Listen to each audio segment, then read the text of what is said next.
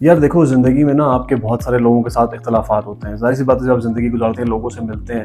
تو آپ کے بہت سارے لوگوں کے ساتھ اختلافات ہوتے ہیں، ٹھیک ہے، لیکن میں تو ایک بات ہوں، میرے والد صاحب ایک مجھے ایک بات کہتے تھے کہ بیٹا زندگی میں کبھی اختلافات میں اتنا آگے نہ بڑھ جانا کہ اس بندے کی دشمنوں کی صف میں تم کھڑے ہو جاؤ۔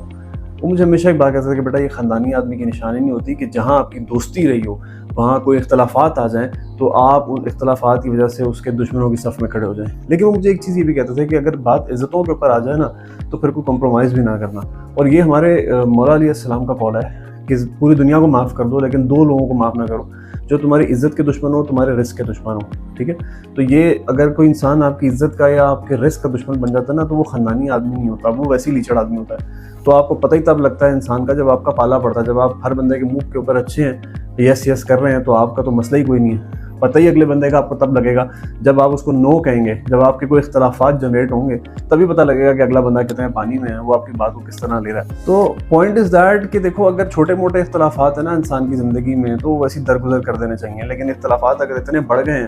کہ عزت اور رزق کے اوپر دشمنی آ گئی ہے تو پھر آپ صبر کریں۔ اگر آپ صحیح ہیں تو آپ صبر کریں، آپ اللہ کے اوپر بھروسہ رکھیں، برداشت کر جائیں اور اللہ کے اوپر چھوڑ جائیں، اور جو اللہ فیصلے کرتا ہے نا یار وہ امیزنگ ہوتے ہیں۔ یہ میری زندگی کا ایکسپیرینس ہے، ٹھیک ہے۔ جب آپ خود صحیح ہوتے ہیں نا، آپ کہتے ہیں کہ بس اللہ آپ جانے اور آپ کا کام جانے، تو آپ صبر کر لیتے ہیں، اور جو آپ کو صبر تبھی آئے گا جب اللہ کے اوپر آپ کا ایمان ہوگا۔ تو اگر یہ چیزیں آپ نے کر لیں تو زندگی ویسی آپ کی جو ہے نا وہ آدھی سے زیادہ سکون میں آ جاتی ہے جب آپ اللہ کے اوپر چھوڑ دیتے ہیں چیزیں، ٹھیک ہے۔ تو کسی کے ساتھ اختلافات چھوٹے موٹے جو بھی ہیں وہ آپ اس کو درگزر کریں، لیکن اگر اختلافات بہت زیادہ بڑھ گئے ہیں تو تب بھی آپ کو یہ مشورہ ہے کہ اس کی دشمنوں کی صف میں نہ جائیں، اللہ کے اوپر چھوڑ دیں، خاموشی اختیار کر لیں، برداشت کر لیں، اور میں آپ کو گارنٹی دیتا ہوں کہ وقت ثابت کرے گا کہ آپ کا صبر جو ہے وہ کیا کرتا ہے سامنے والے کے ساتھ۔